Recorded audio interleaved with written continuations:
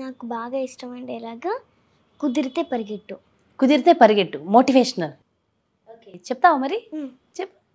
కుదిరితే పరిగెట్టు, లేకపోతే నడు, అది చేత కాకపోతే పాకుతూ పో, అంతేగాని ఒకే చోట అలా కదలకుండా ఉండిపోకు. ఉద్యోగం పోయిందని, వ్యాపారం దెబ్బతిందని, స్నేహితుడు మోసం చేశారని, ప్రేమించిన వాళ్ళు వదిలి వెళ్ళిపోయారని అలా ఉండిపోతే ఎలా? దేహానికి తప్ప దాహానికి పనికిరాని ఆ సముద్రపు కిరటాలే ఎగిసి ఎగిసి పడుతుంటే తలుచుకుంటే నీ తలరాతి ఇంత అన్న వాళ్ళను కూడా నీ ముందు తలదించుకునేలా చేయగలిగే సత్తా నీకుంది.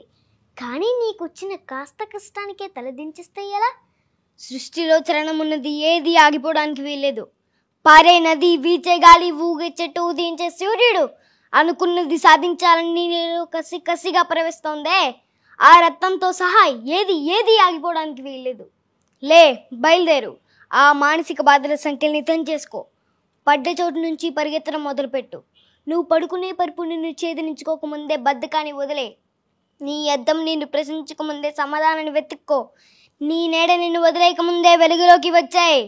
మళ్ళీ చెబుతున్నా, కన్నీరు కాలిస్తే కాదు, చెమట చుక్క చిందిస్తేనే చరిత్ర రాయగలమని తెలుసుకో.